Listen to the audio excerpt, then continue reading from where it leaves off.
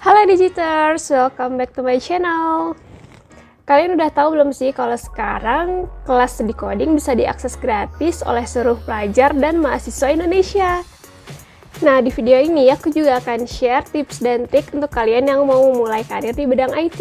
Oh ya, aku mau ingetin lagi juga kalau skill digital ini bukan hanya untuk kalian yang mau bekerja di perusahaan IT loh, tapi bisa juga untuk kalian yang punya usaha atau sedang berwirausaha dan ingin mengembangkan bisnis kalian. So, tonton terus video ini sampai selesai ya.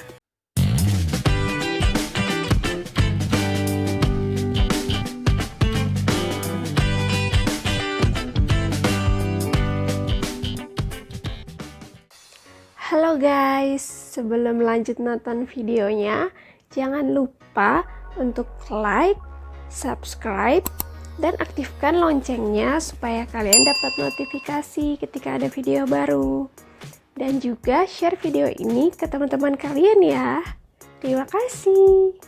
Oke, tadi aku kasih tahu kalian kalau Decoding membuka kelas gratis untuk pelajar dan mahasiswa Indonesia. Kenapa ya kira-kira Decoding melakukan ini? Jadi, Decoding ini sudah berdiri lebih dari 5 tahun dan memberikan lebih dari 130.000 beasiswa untuk membantu membangun digital talent Indonesia. Terus, untuk menjangkau kebutuhan pelajar dan mahasiswa pada tahun 2019, Decoding menurunkan biaya belajar untuk mereka yang kurang beruntung mendapatkan beasiswa.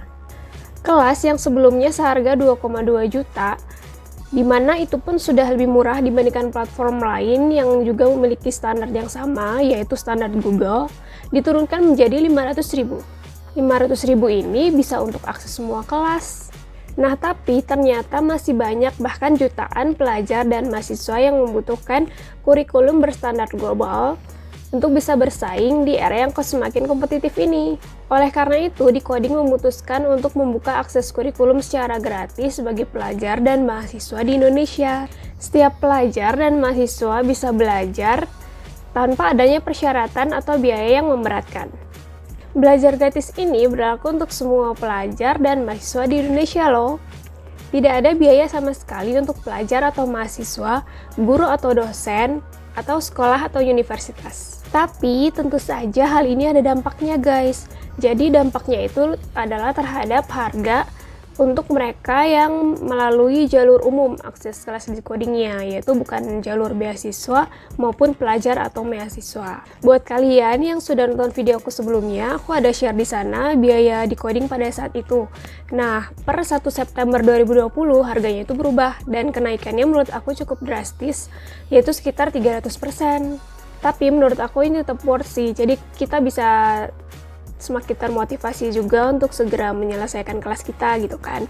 Dan kita juga berperan dalam mendukung program Decoding ini bisa terus bertahan dan berlanjut kan. Jadi jatuh-jatuhnya tuh mungkin kayak subsidi silang gitu ya, bisa disebutnya. Nah, buat kalian yang masih aktif sebagai pelajar atau mahasiswa, kalian bisa manfaatin kesempatan ini banget. Berlaku untuk homeschooling juga loh. Oh, kurang keren gimana lagi coba Decoding? Lebih kerennya lagi, nggak ada persyaratan umur, profesi, maupun tingkatan studi. Persyaratannya juga mudah loh. Yang pertama itu kalian cukup memiliki bukti aktif sebagai mahasiswa. Yang kedua, wajib memiliki internet dan laptop, karena akses dari kelas ini tidak bisa menggunakan HP atau tablet. Terus, tiap orang mengajukan hanya satu pilihan beasiswa untuk 30 hari ke depan. Dan peserta wajib mengupdate profil di Decoding. Beasiswa tidak dapat dipindah tangankan. Beasiswa wajib diridem dalam waktu 30 hari sejak dibagikan. Dan yang terakhir, form permohonan pilihan kelas beasiswa bersifat final dan tidak bisa diubah dengan alasan apapun. Info lebih lanjut bisa kalian lihat di web Decoding ya. Nanti aku kasih di link deskripsi. Nah, sekarang aku mau share tips dan trik buat kalian yang mau berkarir di bidang IT.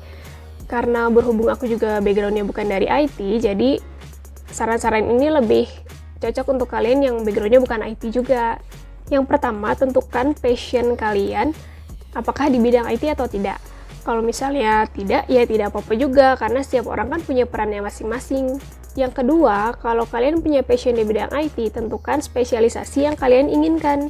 Caranya, kalian bisa cek ada bidang apa saja yang tersedia. Sebagai contoh, nanti aku akan jelaskan beberapa spesialisasi yang bisa jadi pertimbangan. Yang ketiga, coba kelas gratis. Di coding ini menyediakan free trial 15 hari loh, jadi kalian bisa manfaatin selama 15 hari itu untuk memilih spesialisasi yang menurut kalian paling cocok buat kalian. Yang keempat, ikut program beasiswa yang diselenggarakan, karena saat ini lagi gencar-gencarnya banget, banyak banget beasiswa untuk skill digital ini yang sedang diselenggarakan. Nah, buat kalian yang mau berkarir di bidang IT, kalian bisa mulai dengan melakukan pengecekan terhadap job-job yang menurut kalian memang kalian pengen banget untuk bisa menjadi tempat kalian berkarir, dan kalian bisa cocokkan kualifikasi yang dibutuhkan dengan apa yang akan kalian pelajari. Nah, hal ini juga bisa kalian cek di web Decoding karena di situ ada menu job vacancy-nya juga. Oke, sekarang aku akan jelasin sedikit mengenai beberapa spesialisasi yang mungkin bisa jadi pertimbangan kamu. Jadi di coding ini udah ada learning path-nya juga untuk kalian yang mau berkarir fokus pada bidang tertentu. Spesialisasi yang pertama adalah Android developer. Seperti kita ketahui ya, kalau sistem operasi Android ini mendominasi smartphone di dunia. Jadi pasar aplikasi Android ini tentu masih sangat tinggi. Dengan menjadi Android developer, kalian bisa meraup keuntungan dengan membuat aplikasi Android. Contohnya seperti game. Nah, jadi kalau kalian bisa membuat game yang diminati oleh banyak orang dan mereka selalu pakai, itu semakin banyak juga keuntungan yang bisa kalian peroleh. Nah, yang kedua adalah cloud developer. Cloud computing merupakan teknologi yang menjadikan internet sebagai pusat server. Dengan cloud computing, kita bisa menjalani program tanpa harus install aplikasi dulu di perangkat kita, dan media penyimpanan data pengguna disimpan secara virtual, sehingga tidak membebani memori dari perangkat kita. Nah, contohnya apa sih? Contohnya itu adalah yang sering kita gunakan sehari-hari nih, yaitu misalnya seperti Gmail, Yahoo Mail, atau Google Drive. Jadi, media penyimpanan itu disimpan secara virtual, tidak menggunakan perangkat kita gitu kan. Bidang spesialisasi selanjutnya adalah front-end web developer.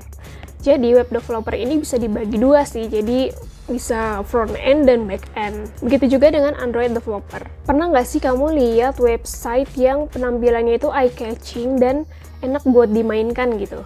Nah, biasanya UI atau UX designer itu akan menuangkan ide-ide cemerlang mereka dalam mendesain sebuah web yang enak dilihat dan dimainkan. Nah, tugas dari front-end developer inilah untuk merealisasikan ide-ide cemerlang tersebut. Ibaratnya, UI atau UX engineer itu adalah arsiteknya, dan front-end developer ini adalah engineer-nya. Nah, di sisi lain itu ada back-end developer yang bertugas memanage konten dari web tersebut, berkutat dengan database, dan juga menjaga keamanan web dari penyusup yang bisa mengakses web server atau mengakses database kita, merusak konten, maupun bahkan merusak sistem dari web kita. Nah, kerjaan dari front-end dan back-end ini kalau disatukan atau digabungkan bisa menjadi full stack developer. Tentu saja ini akan menjadi lebih sulit karena kita harus memahami front-end dan back-end-nya. Untuk bisa fokus expert di salah satu bidangnya saja itu sudah cukup sulit, apalagi untuk bisa dua-duanya sekaligus. Tapi bakal powerful banget kalau bisa paham dua-duanya. Kalau kalian mau mengembangkan web atau aplikasi untuk diri sendiri, maka itu perlu banget sih buat tahu semuanya. Jadi tidak spesialisasi banget gitu. Jadi nggak cuman tahu front end doang atau back end doang. Nah, yang selanjutnya adalah spesialisasi sebagai iOS developer. Kita tahu juga kan kalau penjualan iPhone itu terus meningkat. Ini artinya pasar dari aplikasi iOS itu akan semakin meningkat juga karena semakin banyak penggunanya. Nah, Android sama iOS ini kan dikembangkan oleh bahasa yang berbeda. Oleh karena itu, kenapa developernya juga beda gitu. Jadi titel sebagai Android developer dan juga ada yang iOS developer. Nah, selanjutnya ada AR atau VR developer. Dengan teknologi AR atau VR, kita bisa merasakan seperti berada di dunia lain. Wow. Nah, perbedaannya adalah kalau VR, kita itu seperti benar-benar berada di dunia lain. Tapi kalau AR, itu dia hanya menambahkan lapisan di dalamnya. Nah, aplikasi VR ini digunakan ketika pelantikan gubernur dan wakil gubernur DKI Jakarta 2017 silam. Dengan menggunakan headset VR, itu kita bisa merasakan seperti berada di dunia lain. Nah, dokumentasi menggunakan kamera 360 derajat itu merupakan salah satu aplikasi VR. Pada acara World Travel Market di London tahun 2015, itu Indonesia membuka booth dan menyediakan headset VR yang bisa digunakan pengunjung untuk merasakan keindahan Indonesia. Nah, kalau AR sendiri itu contohnya seperti yang kalian lihat di awal-awal video aku. Teknologi AR dan VR ini kalau digabung akan menjadi mixed reality. Wow, menarik banget ya. Nah, spesialisasi selanjutnya adalah multi-platform app developer. Kalau tadi sebelumnya aku sebutin ada Android dan iOS developer, di multi-platform app developer ini, kamu akan belajar untuk merancang dan membangun aplikasi yang bisa digunakan di berbagai sistem operasi seperti iOS dan Android. Nah, menurut Google, standar industri sekarang untuk multi-app developer itu adalah memiliki keahlian di framework Flutter. Kedengarannya powerful banget ya. Tapi, komunitas Flutter ini sendiri juga masih terbatas. Jadi kalau misalnya kalian mau cari resource atau tanya-tanya di komunitas, itu masih agak sulit. Plugin-nya juga katanya masih banyak yang bug sih. Jadi istilahnya kayak masih banyak PR gitulah. Nah, menurut aku ini cocok banget buat tingkat advance. Buat kalian yang masih pemula, apalagi bukan dari background IT, aku sangat saranin untuk mulai dari yang paling mudah, lalu lama-lama naik ke tingkat yang lebih sulit.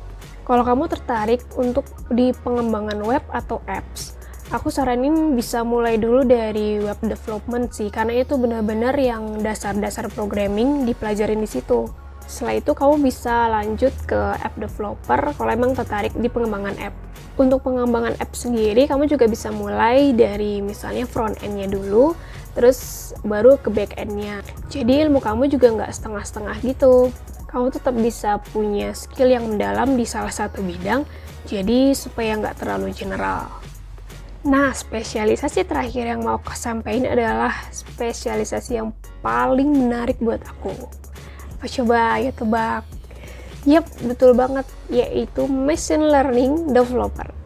Buat aku yang cukup sulit untuk memahami programming, yang butuh ketelitian tinggi, kesabaran yang juga gak kalah tinggi, menurut aku machine learning ini yang lebih mudah, jauh lebih mudah dibandingkan yang lainnya. Bedanya, machine learning ini kan arahnya lebih ke data scientist atau artificial intelligence gitu, jadi dia lebih fokus ke pengolahan data. Terus tools program yang digunakan juga jauh lebih sedikit sih dibandingkan yang sebelum-sebelumnya udah aku sebutin. Seorang machine learning developer menggunakan data untuk model pelatihan. Model-model tersebut dapat digunakan untuk otomatisasi proses seperti klasifikasi gambar, pengenalan suara, dan perkiraan pasar. Gimana? Kalian udah cukup paham kan beberapa spesialisasi yang aku jelasin? Kalian bisa googling lebih lanjut untuk mengetahui seperti apa spesialisasi yang udah aku sebutin tadi. Nah, semua keahlian IT yang udah aku sebutin tadi tentu saja tidak bisa diperoleh dengan cara instan dan mudah gitu. Pasti sulit, gak bisa diperoleh dengan effort seadanya. Butuh effort yang besar dan semangat yang pantang menyerah. Tapi hasil yang kalian peroleh juga pasti bakal sebanding kok. Jadi bulatkan tekad kalian kalau ingin mendalami keahlian ini ya. Yuk, buat pelajar dan mahasiswa segera manfaatin kesempatan emas ini untuk bisa belajar kelas gratis di Decoding. Persiapkan diri kalian menghadapi dunia nyata setelah kuliah nanti. Semoga video ini bermanfaat. Jangan lupa share ya ke teman-teman kalian yang siapa tahu membutuhkan. Bye-bye. Assalamualaikum.